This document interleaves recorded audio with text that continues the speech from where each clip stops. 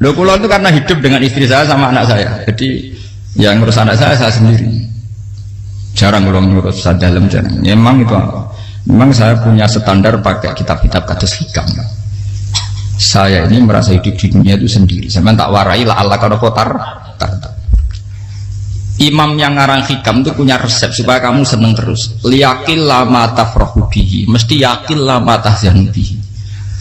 Usahakan sedikit sekali apa yang bikin kamu seneng, maka akan sedikit sekali yang bikin kamu susah. Jadi misalnya kulo nih, jadi kiai misalnya cari wong ya kulo kiai wong alim, jelas nak ngalim, nak kiai rapati ya, nak ngalimnya jelas. Tapi nak kiai rapati, namun kan kiai tapi orang ngalim. Nah kulo nak ada wong alim malah muli ya jelas. Nak kiai rapati ya, kulo rapati nurut, tapi aturan masyarakat rapati nopo. Nah sampean kiai tapi orang nopo ngalim. Ya betul.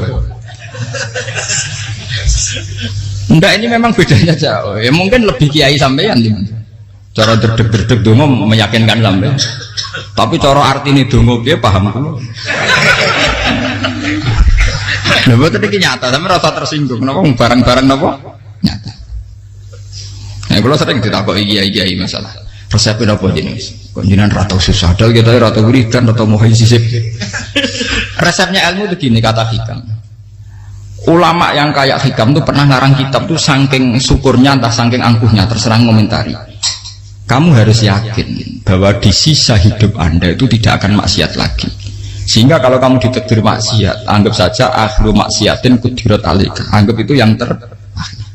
Siapa yang menganggap mohal bahwa dia tidak akan dosa sampai mati, berarti menganggap Tuhan itu lemah. Karena cara berpikir kita kan bayangkan hidup itu 40 tahun lagi. Misalnya saya sekarang umur 40, bayangkan umur kadang 4 tahun meneh. Sampean misalnya umur selawe, bayangkan selawe tahun meneh. Sehingga menganggap dalam durasi ini selawe tahun kok orang maksiat kan mohal.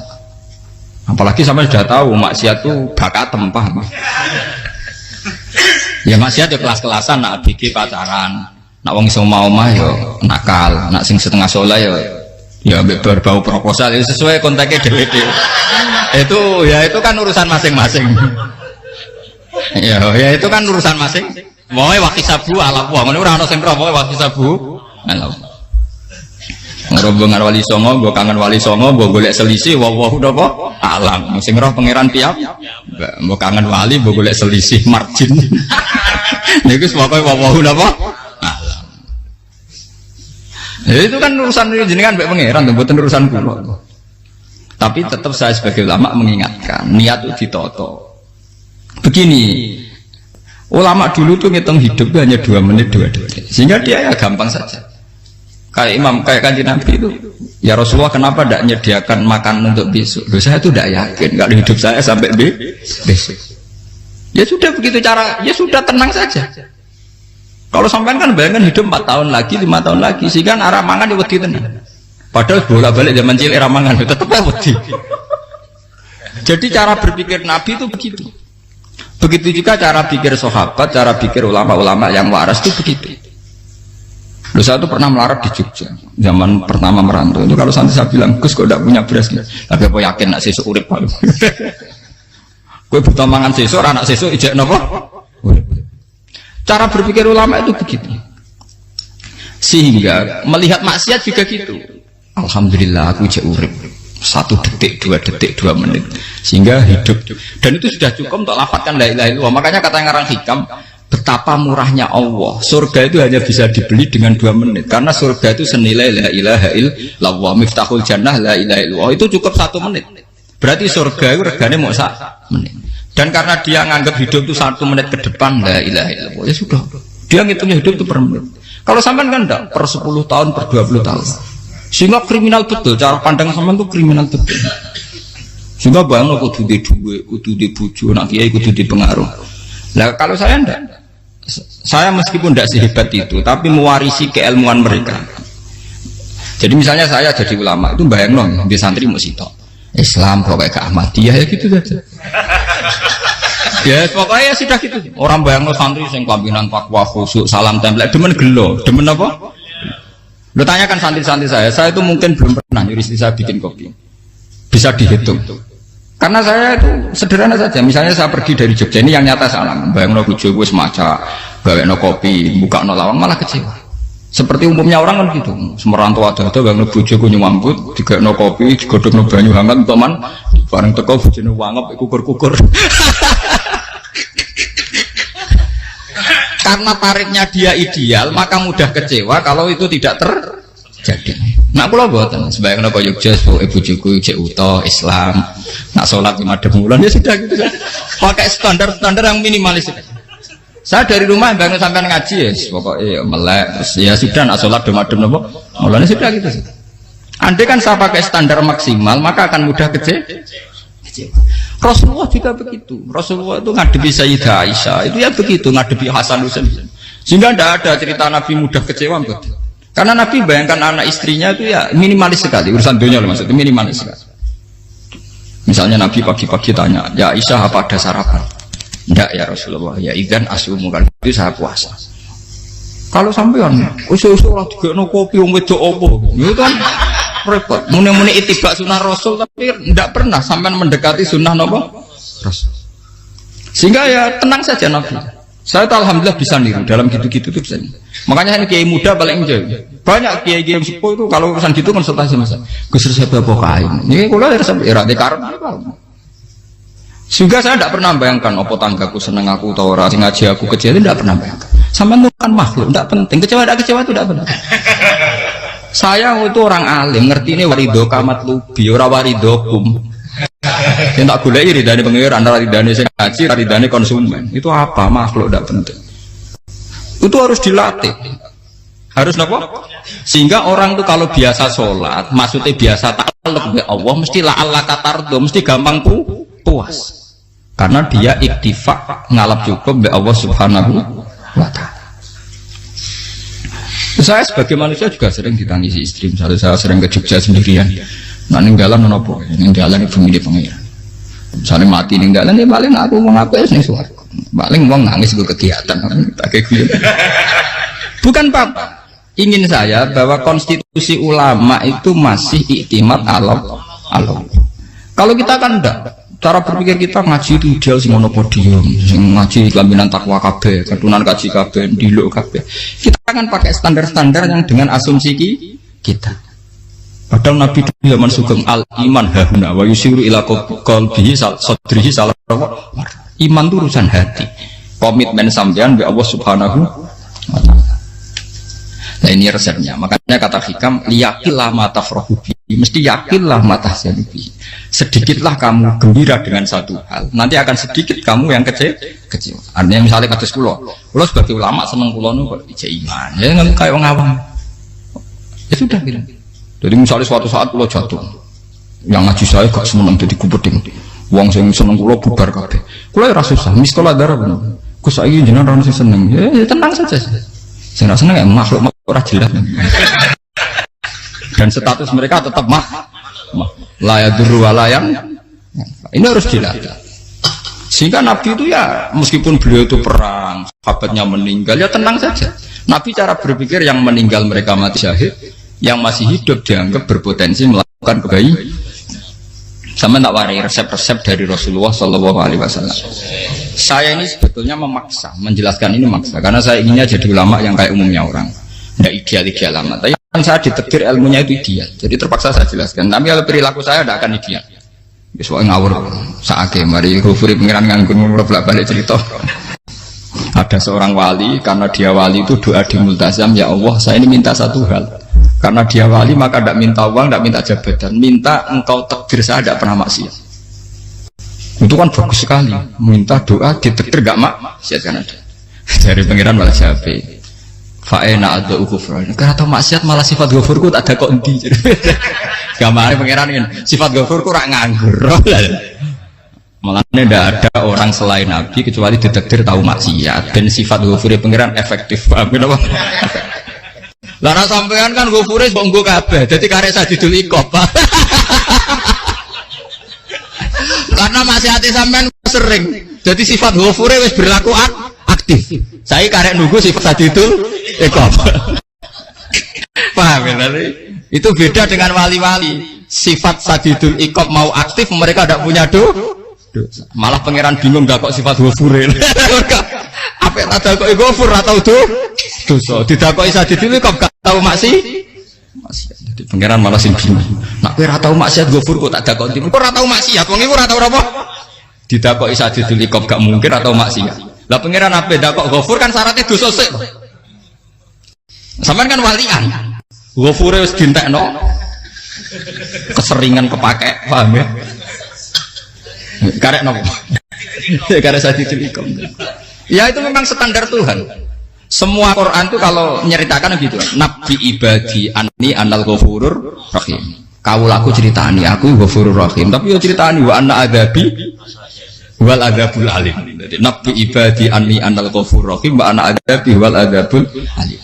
Kalau Nabi Ibrahim Nabi Muhammad inna rabbaka lasariul iqab. Pangeran cepat nyiksane. Tapi wa innahu laghafurur. Jadi dua sifat ini pasti aktif. Dan tentu ulama itu senang sifat ghafur itu ya meskipun aktif, tapi mereka tidak pernah ngambil fasilitas sifat nopo. Kalau baleni malih. Sehingga kayak Sayyidina Umar radhiyallahu anhu ketika beliau pertama jadi khalifah, ini cerita di kitab Hayati Sahabat. Pertama dia jadi khalifah, orang mengira dia akan ngomong hal-hal yang besar, visi besar tentang negara, visi besar tentang izzatil Islam wal muslim. Tapi ketika Umar pertama pidato begini, ayuhal muslimun ayuhan nas, ana, dari kata Sayyidina Umar, ana hulamun min bani maksud, akulu min kholati. Saya ini pemuda dari Bani Mahsub. Kecil saya bisa makan karena bulik-bulik saya punya kebun kurma yang kalau saya memanen diopahi beberapa biji. Dan itu menjadi kuti wahayati, menjadi saya bisa hidup. Terus wassalamualaikum warahmatullahi wabarakatuh. Orang itu penasaran semua. Orang jadi khalifah, pertama dibendem jadi Amirul Mukminin, pidatonya ngenang masa kecilnya ra kelar mangan. Kelare mangan mergo buruh bulike. Paham ya? Ngondoh kurma terus dikai tamarotin. Beberapa kurma sing dadekno iso. Dan itu saya pakai sampai ketemu Allah Subhanahu wa taala saya pakai. Misalnya sekarang saya mulia, misalnya kalau dibilang mulia, ya ono sing nyucup, ono sing husnudzon, ono sing hormat, macam-macam sawangane. Itu bodoh sekali kalau saya menikmati itu, bodoh sekali. Paling banter nikmati dicucup, dihormati itu apa? Tapi kalau nikmatnya bisa makan saat itu tuh nyawa. SBY jadi presiden prestasi, Gus Dur jadi presiden prestasi, tapi umpama presiden tetap mangan. Prestasi tertinggi adalah bisa makan selisat dirumki gojo-gonyo. Makanya Umar mengingatkan.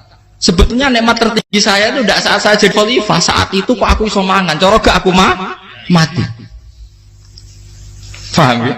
Jadi itu luar biasa. Kita ini kan menjadi angkuh karena ngitung nikmat itu yang besar-besar, punya prestasi, punya. Kalau saya enggak ngitung nikmat itu kelar mangan gak mati, kan gampang. Sehingga saya tidak mudah kecewa karena tarifnya minimalis, gak gampang apa? Jadi misalnya kalau kapan-kapan kok berhubung, Gus ini itu Tuhan rasanya jangan ngeten-ngeten. Oh makhluk itu ya gak apa-apa. Kalau di status kiai kan seakan-akan ngomongnya sakral, seakan-akan mandi. Tapi nak tak status, oh makhluk itu ngomong-ngomong ya sudah kan. Menjadi kan distatuskan sebagai apa? Makhluk. Tentu makhluk statusnya la yadurru wala yanfa. Di sini ini penting orang-orang ahli tauhid tentu tidak punya kesusahan. Innalladzina qalu rabbuna wa tsumma istaqamu. Mesti tidak ada kesusahan sama sekali. Misalnya ulama-ulama dulu mau mati ya tenang saja. Mati kedua itu mati paling menantang ya, menyenangkan sekali. Karena mati yang seru itu mati zaman Al-Adam. Misalnya saya kelahiran tahun 70. Tahun 40-50 kan belum ada saya. Itu mati yang sejati karena Al-Adam. Kenapa? Al-Adam tidak ada. Mati yang nanti itu mati yang petualangan. Karena saya mati setelah menyaksikan kekuasaan Allah. Setelah husnudzon sama Allah. Sehingga mati yang menuruti kerinduan. Akan ketemu sang kekasih. Makanya Jalaluddin Ar-Rumi ketika mau meninggal dan orang-orang muridnya nangis, dia marah-marah. Hei murid-muridku, betapa bodohnya engkau. Saat kayak ini yang saya tunggu. Saya sudah menyesal berusaha sampai Allah dat yang tak senang. Aku kecewa waktu makhluk-makhluk kaya kuwe. Saiki wis wayahe aku goleki kholik dat yang tak senengi malah mbok tangi. Cek bodohne kuwe. Saat-saat sing tenteni malah mbok tantang. Betapa aku lamanya menunggu kematian ini. Mereka hidup itu keterpisahanku be Allah. Kemen ketemu kue. Malahnya Jalaluddin Rumilah yang mengistilahkan mati itu malam pengantin. Makanya fal'an awanu sirok minkum wa awan wisol habibi. Ini saat yang indah karena ketemu dengan berpisah dari makhluk-makhluk yang tidak penting menuju sama habibi kekasihku. Dia misalkan mati itu malam pengantin. Semenjak istilah itu populer sehingga di Jawa ana ngipi dadi nganten takwilane mati. Itu filosofi sufi ya, filosofi napa? Lah niku tenan. Begitu juga sahabat-sahabat dulu. Bilal mau meninggal, anaknya udah nangis. Bilal lagu ya. Ditanya sama anaknya, kenapa anak-anak kamu nangis? Dan jenengan badhe kapundhut. Aku malah seneng nang mati. Hudan nalqal akhibah Muhammadan wa hisbah. Aku nak urip ketemu mbek kowe terus. Malah nak mati ketemu Nabi Muhammad. Hudan nalqal akhibah Muhammadan wa hisbah. Nah, dengan cara pandang begitu maka hidup itu enjoy saja. Ya saya sebenarnya keberatan pakai kelas ini, keberatan karena saya harus ngulang sampean-sampean itu. Ya makanya potensi kayak saya tentu mengurangi jadwal ketemu. Makanya saya mohon kalau tidak penting itu jangan sungkan. Anggap saja itu bagian dari hormat saya. Ya minimal sampai misalnya di dua sekretari gue jajan pentolan enam lopo mau kesuwan bareng malah repot. Gue ganggu uang anak peleleran pak. Nah misalnya sampai kepentakok hukum, uang nara pinter, hukumnya takokan ya ringan, takok kita tanggam paling bisa. Karena pertanyaan yang ringan tentu ya ringan-ringan saja kan. Gak perlu kiai kali sampai rasa GR. Kalau pertanyaannya angel Gus gak ada sing iso jawab. Wong nak ralim tahke, ku pertanyaannya ya ora patimu itu. Iku wis kangelan ngoten. Ini mboten ngenyek tapi padha enak. Padha napa? Makanya kalau latih. Jadi hikam sendiri itu ada manhaj, ada metode. Kalau orang supaya tardo, yakin lama tafrahu bi, yakin lama tahzan. Anak saya itu kalau habis main pulang itu saya senengnya pol. Istri saya pernah jangan. Gus anak mulai senengnya dek biro-biro, nah anakku gemulai ning omah. Misalnya terus piye. Saya terus anakku lo main mulai itu seneng. Biro-biro anakku mulai ning omah. Dipanggil anak saya bapak itu senengnya sak boleh. Biro-biro ana sing manggil bapak. Jadi saya pakai standar minimalis. Saya tidak pernah pakai tarif dia anak yang ideal dihormati orang. Mungkin pak anakku sujud nih pangeran, ngerti pentingnya mau tasbih, makanya anak saya tak namakan tasbih semua. Itu ya sudah selesai. Saya tidak pernah bayangkan anak saya jadi kayak besar dihormati jemput. Mari gampang kecil. Ya mas, kau kan Sayyidina Umar. Saya pemuda dari Bani Mahzum, yang kecilnya bisa makan karena buruh bulikku. Akal tuh tamarot. Wah itu saya baca tuh nangis betul. Betapa hebatnya Sayyidina Umar. Mengingatkan ulang bahwa nikmat tertinggi itu ya makan, karena makan kaitannya ya, orang jadi bupati, enggak jadi bupati tetap makan. Jadi kalau ngantin saya tarifnya minimalis sekali. Nah, kalau orang sudah makan gitu, lah Allah kata tertemu mudah sekali. Tapi kalau sampai tarifnya ideal harus di mobil, kudu sangune akeh. Mosok gue mobil gak sangu akeh. Barang gue sangu akeh kudu gue penderek. Mosok kere lu juga kok tanpa penderek. Nang penderek maju. Mosok ora kena dikeloni jadi malah repot. Akhirnya gue wong ayu, harus selingkuh dijari sing itu perkara meneh. Wong ruwet nuruti tahapan-tahapan duniawi makanya resep kalau ingin itu kon sholat. Maksudnya sholat itu dihayati secara tauhid ya, dihayati secara tauhid. Misalnya innal sholati wa nusuki wa mahyaya wa mamati lillahi rabbil alamin. Itu akan pasti Allah kata pasti mudah melihat alam ini ridho. Ini satu sekelumit ya, di resep orang ulama yang saya meniru beberapa di kitab Hayati Sahabat, di kitab Hikam, dan meniru terutama semuanya sanad dari Rasulullah Shallallahu Alaihi Wasallam. Makanya suatu saat Nabi itu kagum. Abdullah bin Mas'ud itu jalan dan dikawal oleh beberapa malaikat. Terus Nabi itu heran. Ya kenapa itu selalu mengawal kamu? Kata Abdullah bin Mas'ud, ya Rasulullah, inilah akhtu khutwatan illa wa azunnu alla akhtu wa ukhra wa ma akaltu luqmatan illa wa azunnu alla alqamu ukhra. Saya itu tidak pernah melangkah kecuali saya tidak pernah yakin apa betul saya bisa melangkah lagi. Jadi perlangkahnya itu dia iktimat Allah. Dan saya tidak pernah mengunyah satu kunyahan kecuali saya tidak yakin apa betul saya bisa mengunyah lagi. Setiap kunyahnya tetap semuanya ada bismillah, semua itu atas nama pertolongan atas kata Rasulullah. Orang kakak andikan saya ada nabi terakhir itu jadi nabi. Jadi kemana? Makanya dulu Nabi itu sering ngendikan, adekan orang-orang kayak gitu itu ada nubuah, tentu mereka punya derajat apa? Nubuah. Jadi tidak jadi Nabi tapi punya derajat apa? Nubuah. Nah orang yang cara berpikir gitu tentu tidak khawatir apa yang hilang dari dirinya, karena dia berkontrak dengan Tuhan hanya per menit per detik. Jika mempunyai resep al-mu'min yusiru sana Allah ayakuna li nafsi dzakiron. Seorang mukmin yang sejati tentu kontraknya dengan Allah Subhanahu wa taala, dan dia tidak pernah ingat dirinya sendiri. Kayak sampai pas umat tapiil, Allahu Akbar, Allah Maha Besar, subhanak. Selalu ana wong ngrasani masuk lali utange barang iku. Tapi yang jelas kan menjadi enjoy dengan dirinya sendiri. Paham ya? Menjadi enjoy dengan dirinya karena dia tidak sering punya kontrak dengan makhluk. Nah ini maksudnya Allah kau. Janganlah ala katarta kamu pandang, apa nak sholat terus kabul kajati, apa nak sholat terus untuk duit ya ber. Karena cara pikir iso aja nak duit ya. Dan ini resep ya, dan resep ini dari ulama-ulama yang istinad ila Rasulillah Shallallahu Alaihi Wasallam. Karena kalau Nabi itu memang cara pandang. Aisyah itu pernah ditanya, ya Aisyah, saya ini ingin makan, apa daging yang dari sahabat ini masih? Wah ya Rasulullah sudah habis karena tak kasihkan tetangga. Itu Nabi tidak marah-marah, malah bilang, kamu benar Aisyah, biru yang kamu kasihkan tuh yang masih. Kena daging dipangan dewe kadang nuruti nafsu, nak dikekno wong sedekah nuruti perintah pengen. Jadi kanjeng Nabi beneran Aisyah daging ngijek. Mung kula tiyang kok malah ijek, sing nggo sedekah malah sing ijek. Cara berpikir Nabi itu begitu. Tapi tahu-tahu disederhanakan sunnah Nabi ya serbanan. Lah itu kan ya memang itu bagian dari sunnah Nabi, tapi sunnah seharga 10.000. Paham ya? Ya monggo mawon sampean sunnah Nabi serbanan gitu, tapi itu sunnah yang bisa dibeli dengan murah. Hakikatnya sunnah Nabi itu rata-rata bentuknya perilaku, napa? Zaman delok dawuh Aisyah tengene tibak berjanji, kana khuluquhul Qur'an wa shimatuhul ghufran yansahu lil insan wa yafsahu fil ihsan wa ya'fu 'anil dzambi idza kana fi haqqihi wa sababi.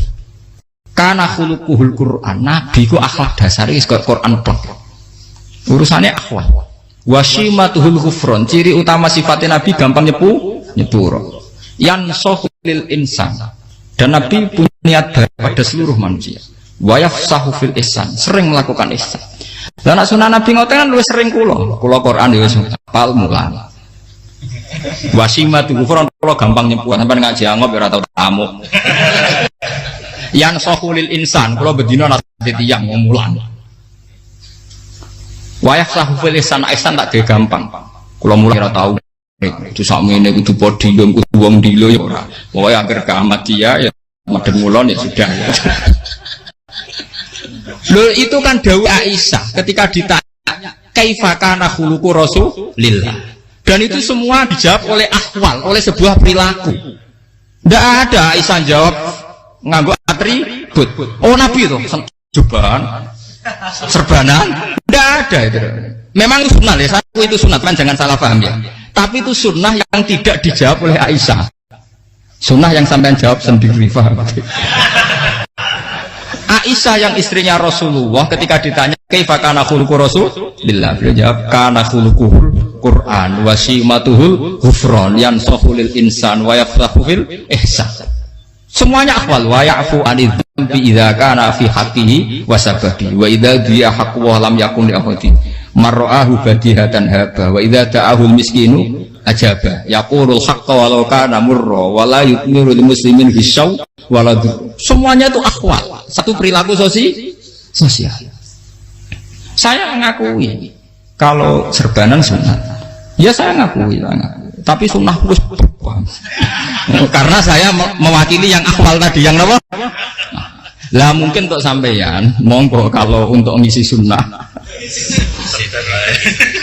Tapi mbok ya adil itu. Ini bukan kritik mboten nggih. Yang meyakini serban sunat kan sudah banyak dan itu bagus. Tapi cobalah juga meyakini ahwalu Rasulillah. Makanya man sanna sunnatan itu rata-rata ulama maknani siapa yang ikut sunnahnya Nabi. Rata-rata ulama nafsir ahwalu Rasulillah wa af'alu, perilaku sosial Rasulullah. Makanya terusannya wa idza ja'ahul miskinu ajabah. Kalau dipanggil orang miskin ya datang.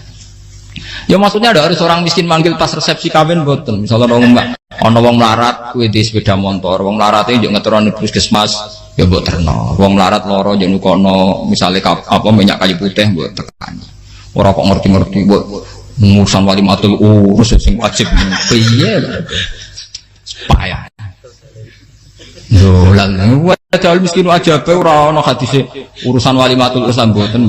Kalau orang miskin manggil ya dalam riwayat hadis ya Nabi sering dipanggil orang miskin. Ya Rasulullah, mbok datang ke rumahku, ada apa? Terus ya Nabi, saya tuh ingin rumahku sing elek jenengan nanti salat teng mriku. Ya Nabi datang ya salat aja ya ora jaman. Fi ayyi makanin aradta an usolliya fi. Kamu di tempat mana kamu seneng salat teng mriki ya Rasulullah. Ya Nabi salat. Sing ngundang ya waras pisan. Kenangan mek Nabi kok mae dienggo salat Nabi.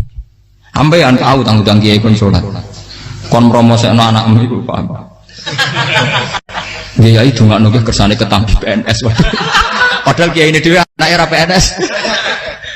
Kalau dulu kan sahabat ngundang Nabi itu ya gitu. Ya Rasulullah, saya itu ingin sekali engkau sholat di rumahku. Fa'attakhidahu musollan. Kemudian tempat yang pernah engkau sholati mau tak pakai musola pribadi.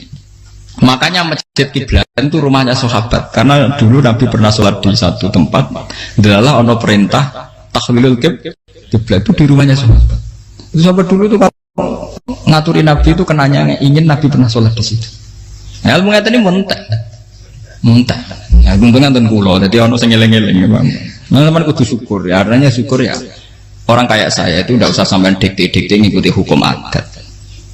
Kalau ngoten sampean gelo mergo kula ora iso teko, kula ya gelo perkarane ulama kok mbok atur. Makanya saya sering guyon cerita, saya itu kalau di pasar Pandangan dulu itu anyaran boyong sering di pasar, ditanya sama Gus wong alim kok di pasar, piye? Aneh tuh, ya aneh kuwi. Aneh piye? Bodohnya wong alim. Kadang masyarakat itu tidak sadar keanehan dirinya sendiri. Mereka enak saja merasa kalau orang alim ke pasar itu aneh. Mereka tidak sadar orang bodohnya wong alim ya aneh. Enak saja mereka mikir sepi.